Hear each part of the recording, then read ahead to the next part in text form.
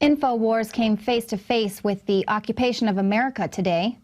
Jakari Jackson and Alex Jones have more. Thanks, Leanne. Let me give the viewers out there just a little bit of background here. They've announced they're going to have the military, the feds, the state police running checkpoints all over Austin and drills in the next few weeks. And don't be alarmed. Now they're setting up random checkpoints that are totally unconstitutional on the highway, all because of the increased terror threats. And then Jakari, he's about to tell you the story, and we're about to show the video, wakes up at 5 this morning. There's a SWAT team raid. They're announcing stuff on loudspeakers. 20 minutes later, when it's over, he opens his door up, and they don't say, "Sir, please go back in your house," like cops would do in the past. No, it's Fallujah. It's military drill type occupation. You get in there, and then coming over and slamming the door. This is what it's like to live in Mexico or North Korea.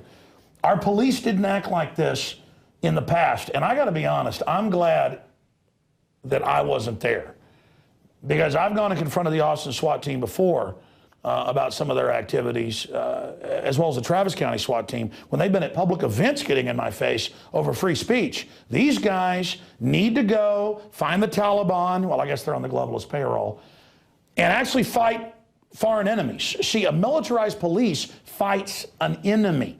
Peace officers are there to help the people and follow the Constitution, and are servants, not authorities or officials. And we see this everywhere now, where somebody says, well, officer, you need a warrant to search my car, and the cop punches you in the face or tasers you. They are being trained militarily that we are an occupied group. And it's outrageous. This is the type of stuff in the decade before 1776 that led to the Revolutionary War. This is the exact type of garbage going on. These guys think they're macho. They're fighting an enemy, the American people. They've got their fake drug war going on, when we all know the big banks and the CIA bring it all in, as their excuse then to traipse around in their black mask, which are there to cover their identities and for intimidation.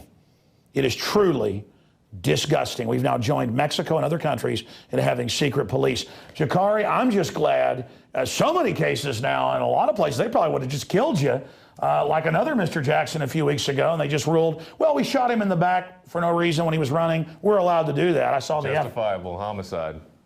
Yeah, I just saw that. We'll talk about that at the end before we go back to Leanne, but tell the story before we go to this video. I mean, this got me so mad I had to come on the news tonight, and I drug you in here. Yeah. So this is a situation. I live in Southeast Austin. About 5:30 in the morning, I heard some loud bangs, bang, bang, bang. Right by the office, pretty much. Yeah, I mean, not too far, just from here, just a little bit past that camera we're looking in. And I hear these loud bangs, and I jump up. I think somebody's trying to break into my apartment. You know, I jump up and I grab a shotgun out the closet. You know, my dog runs and hides in the corner, and I'm wondering, I'm like, what's going on? And then I hear some bang, like bang, bang, bang, you know, different kind of bang, because the first bang was like a bang on the door. The second bang, I believe it was a flash bang, but I'm not exactly sure. And so I'm like, what's going on? And then I hear, Austin Police Department, we have a warrant. You know, so it's the cops outside serving a warrant, as I find out, to somebody across the hall from me. So I'm like, okay, so I put the gun down and I go and search for a camera. I dig an old camera out of the closet because I didn't have my camera on me. And you can see in the video, I actually have my camera hooked up to the charger at the time because the battery was dead. And this is about 15 minutes, Alex. Keep in mind, this is about 15 minutes after they had originally arrived. You know, I'm thinking that they had secured the perimeter, they had all the suspects in place. So I'm thinking, okay, maybe it's safe to open the door. And as you can see in the video coming up, I opened the door, not even all the way, you know, not even halfway. And I'm just standing there with my camera, and the officer immediately turns around, close your door, get back inside. And I say, officer. Very rudely. He doesn't say please. He talks to you with disdain and hatred. Yeah, and this is after they secure the perimeter. And By the way, police didn't act like this before. Notice, you know, they call us civilians too. They're civilians as well. Oh, yeah. It's like, we're the military, you're just a slave. Mm-hmm. And so the officer's yelling at me, get back inside. I say, officer, I am inside my house. And then another guy, get back in your house. I'm like, sir, I'm inside of my home. Yeah. Notice they didn't say sir to you. Yeah. Because they're God, you're nobody. Yeah, they're authorities in their black ski mask and so forth. And you'll see one of the officers comes over and slams my door. And, you know, a lot of people are saying, why didn't you open the door again? Now, this is a police department that this week ruled that it's justifiable to shoot somebody in the back of the neck. Who's done nothing? Unarmed man in the back of the neck. You went down and reported on it. Oh, yeah. Another Mr. Jackson. Oh, yeah. Mr. Larry Eugene Jackson, Jr., He was shot after an incident with police at a bank. The man was unarmed, came across an officer. Officer commandeered a vehicle to catch this guy. And he wasn't the bank robber. He wasn't the bank robber. It was a white guy. Yeah, he didn't match the description at all. That's not even. White guy robs the bank. Black guy comes by hours later, goes, I don't want to talk to you. Runs off. The cop, right in the back of the neck. Yeah. And they said, hey. Justifiable homicide. Justifiable homicide. Well, now the state police, we've got the ladies coming on tomorrow, all over the place, actually just pull you over and put their hand in their inside their bodies. And don't even change gloves because we're animals. Doesn't matter if you're black, if you're white. We're in an occupied country. The banks are taking everyday homes that don't even owe money. They don't even have the deed. And they're taking houses. $85 billion is stolen a month by foreign banks. Folks, we're wide open. This country is occupied. And they've got the cops robot ready to do whatever they're told. Incredible. Jakari, I'm just glad that, that they didn't kill you right there. I am too, Alex. You know, especially dealing with this department that we've had very little accountability. We've seen situations where they kill dogs when they show up to the wrong residence and shoot somebody's dog. I was out at a protest last week and I saw these big, almost military-type vehicles that the SWAT team uses. I mean, it's a complete military occupation. Oh, no, they bring those out to intimidate you. Yeah. Like, how dare you Americans try to come out and demonstrate about how many people we've shot in the back this month? We're just going to come out and menace you. It is incredible to see this going on. The good news is I know a lot of police and people that are starting to wake up, but we've talked about this enough. Let's go to this clip. This is unedited from the time he turns the camera on until they come and slam the door. And you look at that guy's eyes.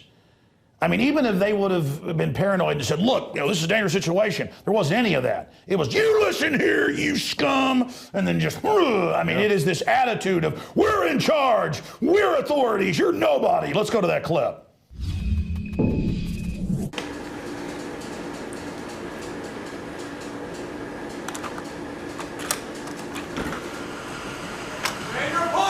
I am in my apartment, sir. Go back inside right now. I am inside. This is my door. I'm standing right inside my apartment. Sir, I'm inside my apartment.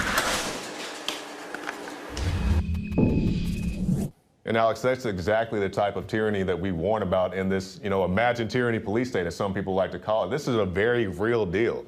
You can just open your door and be shouted at. And, for anybody who would say, you're lucky you didn't get shot, maybe I'm lucky I didn't get shot, but that's the whole problem with this nation, that you can be shot for opening a door after they had already cleared the threat 15 minutes earlier. You're absolutely right, Jakari. I want people to listen to me very carefully here on this, Jakari. This is so key. The real threat is the police state. The real threat is the out-of-control government. It's always been throughout history. America was founded on not allowing this type of activity to go on. We have troops quartered among us. That's what this is. We have an occupied nation of crazy-eyed killers who've been trained that the people are the enemy. We are now a nation of slaves to a great extent, and our dignity's been taken, and police did not act like this in the past because they were peace officers. There were still problems. Even the Wall Street Journal says police killing people's out of control and that they're militarized just a few weeks ago. In fact, we'll put that article up. This is serious, ladies and gentlemen, and it's being done by design. And the police are being told they can act like this on purpose. They're kicking the people out of there that want to be real peace officers. They've got a bunch of fake macho people that think we're the enemy. I'm not the enemy. I pay your salary. And I'm sick of it. In closing, Jakar, before we go back to Leanne as she finishes up the news here and her guest, look, my wife went to the marathon in Waco 2 weeks ago. They had youth. I haven't even played this video yet. It's on our iPhone. They had youth groups out there searching people and helping the police. And when my wife asked about it politely, she got yelled at. You don't ask questions in America of people in uniforms. I mean, this is worse than Mexico. This is worse than third world countries I've been to. I mean, they act more arrogant than Mexican police I've seen running checkpoints and that I've seen shaking people down. And then I try to go to the Kite Festival, and they've got National Guard there randomly searching people. And then I'm driving by a high school, and they've got Army out there and helicopters and drills. And they're saying the military is going to be occupying Austin the next few weeks with the feds. I mean, and they're doing drills everywhere. This is the rollout of martial law. People make excuses for what happened in places like Boston. Like, well, we lock half the city down, drag women out of their houses, point guns at everybody, beat people up. And then People say, well, that's okay, it kept us safe. They didn't act like this before, because in a free country, you don't do that, and Americans wouldn't put up with it. Before we go back to Leanne, anything else you think should be added here? Just the way, you can look at this video and see the way the guy's looking at me, like I'm some enemy insurgent because I'm standing there with a camera at, 5:30 in the morning. And there are other people out there as well. People, maybe they're a little bit farther away and they weren't, in the direct area. But, many people are watching this, and had I had a better camera angle, I probably would have looked through a window or something like that. But, this is what goes on. You can't even open the door to your own apartment. Well, if they would have shot you, the police chief would go, well, they felt threatened because they're better than us. Yeah. Why did they sign up to be cops then? If they're so scared, they pull people over every week. I see articles, and the person gets out with nothing. Oh, I thought they had a gun, so I shot them. Mm-hmm. So they're just all walking around like Barney Fife on steroids at the OK Corral, and we're all just being killed in the crossfire. I mean, this is a serious, serious issue. Well, we'll have more on this as it unfolds, and more as Austinites send us footage of the occupation of our city, the conditioning we're under. Jakari, I'm glad you didn't get hurt. Yeah. And you had courage doing that here in this occupied country. Now back to Leanne McAdoo in the main studio. Wow, guys, that was some shocking footage. It feels like we are living in a different kind of America. Jakari, I'm glad that you didn't actually go outside your door, because they probably would have kicked your teeth in. That is the perfect example of how deep corruption runs in this country. The police and politicians are supposed to be public servants, but instead they're running around like they're above the law. I had tried everything. I'd cut back the amount of food I was eating. I was lifting weights and jogging, but nothing was working. My body was literally starving for minerals and trace elements, as well as key vitamins. And as soon as I had that, I immediately could eat half of what I was eating previously and be satisfied. Now, there are hundreds of great products at InfoWarsTeam.com, but I want to point out the 3 that have helped me lose 37 pounds in just 2 months. Products like Beyond Tangy Tangerine, Pollen Burst, and Rebound. When I started taking the Tangy Tangerine and other products every day, I lost more than 37 pounds in just 2 months. Now that's results. I want to challenge my listeners to go to InfoWarsTeam.com and to order just 3 of their products, and you will see the changes in the way you look, feel, and in your appetite almost immediately. Start your journey to health and wellness today. InfoWarsTeam.com.